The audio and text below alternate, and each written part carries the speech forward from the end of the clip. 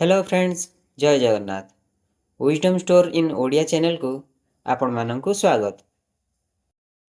तेबे सांग माने आज आमे किछि गुरुत्वपूर्ण प्रश्न उत्तर संपर्क रे आलोचना करिबा। वीडियोटे को आरंभ रे शेष पर्यंत देखिबा सह गोटे लाइक करिवे, समस्त को शेयर करिवे। आ मो चैनल रे जदि नुआ तेबे तळे दे जाइथवा ऑल नोटिफिकेशन बटन को ऑन करी चैनल टी को सब्सक्राइब करबा को जमा भी भूलिबेनी। तेणु आउ डेरी न करी आजिर भिडियोटी को आरंभ करुछि। आज आमे हातर आंगुली संपर्क रे किछि प्रश्न उत्तर आलोचना करिबा। प्रथम प्रश्नटी हेउछि आम हातरे थिबा आंगुली गुड़िकर विशेषत्व कौन? उत्तरटी हेउछि आम हाथ पापुली रे साधारणतः कौन अछि आपण माने समस्त अल्प बहुत जानिथिबे। हेले मु आपणंकु हातर आंगुली रे कौन रहिछि ताहा कहिबी। साधारणतः आम हातरे 5टी आंगुली अछि। सेगुड़िक हेउछि मृद आंगुली बा बुढ़ा आंगुली, बिशी आंगुली, मझिया आंगुली, परी आंगुली और काणी आंगुली। भोक कलाणी लो भोक कलाणी, काऊ आनिबी लो काऊ आनिबी, करज करिबु लो करज करिबु, करज सुजिबु लो करज सुजिबु, चिंता न कर चिंतामणि। एही पंक्तिरु किछि जानि पारिले? टिके द्वंद्वरे पड़ीगले ना? व्यस्त हुअंतनी मु बुझे दउछि। यह ही हेउछि आम आंगुली गुड़िकर विशेषत्व। आपण भाबुथिबे ए कोटेशन यार विशेषत्व किछि बुझा पड़ुनी। ए कोटेशन सहित आंगुली किछि मैच करूनी कि यार आंगुली सहित किछि भी संपर्क नथिबो। आमे एइठी भिडियोटी को स्किप करदेवा। रुहंतु रुहंतु रुहंतु रुहंतु टिके धैर्य रखंतु, जाहाले ट्विस्ट तो टिके रहिबो। भिडियोटी को शेष पर्यंत देखंतु, नहले एही प्रश्नर सठिक उत्तर जानी परिबेनी कि आउ भिडियोटी पाइबेनी। तेणु भिडियोटी को शेष पर्यंत देखंतु। हाँ, तेबे मु कोठी थिली विशेषत्व।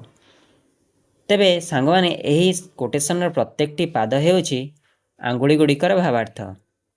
सेगुड़िक यथाक्रमे काणी आंगुली भोक कलाणी, परी आंगुली कोठु आनिबी, मझी आंगुली करज करिबी, बिशी आंगुली करज सुजिबी, वृद्ध आंगुली चिंता करनी। द्वितीय प्रश्नटी हेउछि कौन रहिछि प्रत्येक आंगुलीर महत्व? उत्तरटी हेउछि प्रत्येक आंगुली एक परिवार सदस्य भली। परिवार प्रत्येकटी सदस्यंकर किछि भल गुण थाए, भल प्रतिभा थाए। सठिक समय आ परिस्थिति आसिले सेमाने निज परिवार को सुरक्षा देइथांती। सेहीपरि एही 5टी आंगुलीर मध्य विशेष गुण बा महत्व रहिछि, जहाँ निकट भविष्य रे गोटे मनीष निजे निजको परिवर्तन करिपारिबो। तेणु सेही आंगुली गुड़िकर महत्व हेउछि जीवन रे प्रत्येकटी परिस्थिति को सामना करी आगु को बढ़ेइबार मार्ग देखाइबो ए आंगुली। एही जीवन जे केते संघर्षमय ता शिखेइबो एही आंगुली। कठिन परिश्रमर फल जे केते मधुर ताहा अनुभव कराई थाए एही आंगुली। चिंता न करी जेकोसी समस्यार समाधान किपरि होई पारिबो ताहा मध्य निर्देश दिए एही आंगुली। कोनोसी परिस्थिति रे विचलित न होई धर्मर आधार रे अर्थात धैर्य संयम और साहस रखिबा को उपदेश दिए एही आंगुली। तृतीय प्रश्नटी हेउछि प्रत्येक आंगुली आमको कौन सूचना प्रदान करे? उत्तरटी हेउछि साधारणतः प्रत्येकटी आंगुली शुभ सूचना प्रदान करे कहले कौनसी अत्युक्ति हेब नाही। किंतु आम पूर्वपुरुष ज्योतिर्विद तथा शास्त्र अनुसारे किछि आंगुली शुभ सूचना आउ किछि अशुभ सूचना प्रदान करती। किंतु ए क्षेत्र रे आमको प्रत्येकटी आंगुली किछि किछि भल सूचना देइथांती। जेपरिकी यदि कौनसी पिलाटी को भोक करे तेबे ता माँ को से खाइबा को मागे एवं कुहे बो मते भोक कलाणी। आ जदि घरे खाइबा को न थाए माँ कहे कोठु आनिबी कहिलु, घरे किछि नाही परा, बापा बजार जाइछन्ती किछि आणन्तु तापरे मु कले तू खाइबु।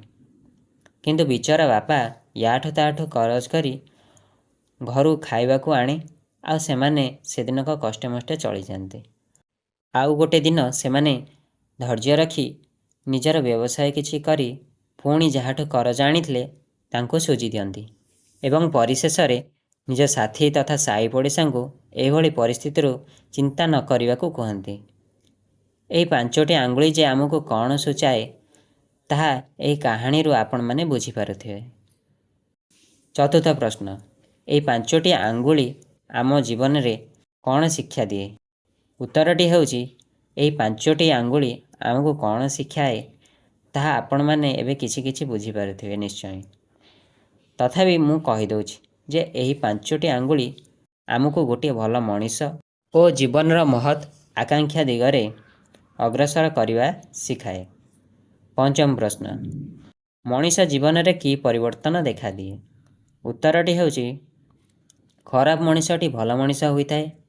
ଜୀବନରେ ଯେତେ ବାଧାବିଘ୍ନ ବା ଯେତେ କଠିନ ପରିସ୍ଥିତି ହେଉନା କାହିଁକି ତାକୁ ସାମ୍ନା କରିବା ସହ ସମାଜରେ ଜୀଇବାର ରାହା ତାକୁ ମିଳିଯାଏ। ଏହିପରି ପରିବର୍ତ୍ତନ ମଣିଷ ଜୀବନରେ ଦେଖାଦିଏ। ବାସ୍ତବରେ ଯଦି ଆପଣମାନେ ଏହି 5ଟି ଆଙ୍ଗୁଳିର ନିୟମ ମାନିବେ ଆଉ ହୃଦୟରୁ ଏହାକୁ ଅନୁଭବ କରିବେ ତେବେ ଦେଖିବେ ନିଶ୍ଚୟ ଆପଣଙ୍କ ଜୀବନରେ ମଧ୍ୟ ପରିବର୍ତ୍ତନ ଘଟିବ। ମନେ କରାଯିବ ଆପଣ କହିବେ, କାହିଁ ମୁଁ ତ ମୋର ଏହି 5ଟି ଆଙ୍ଗୁଳିକୁ ପ୍ରତ୍ୟେକ ଦିନ ଦେଖୁଛି, ମୋର ତ କାହିଁ କିଛି ପରିବର୍ତ୍ତନ ହେଉନାହିଁ।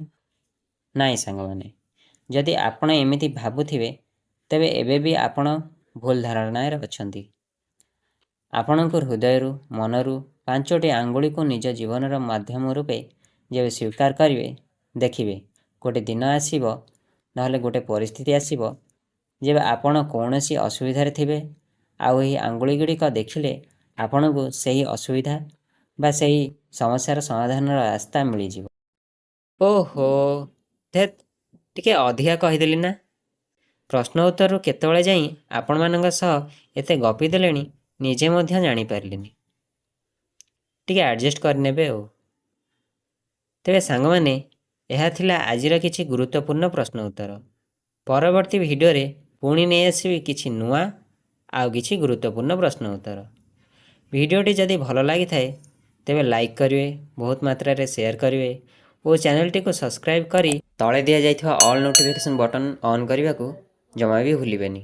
ଆଉ ଆଜିର ଭିଡ଼ିଓଟି ଆପଣମାନଙ୍କୁ କେମିତି ଲାଗିଲା କମେଣ୍ଟ ମାଧ୍ୟମରେ ଜଣାଇବେ। ରହିଲି, ଜୟ ଜଗନ୍ନାଥ।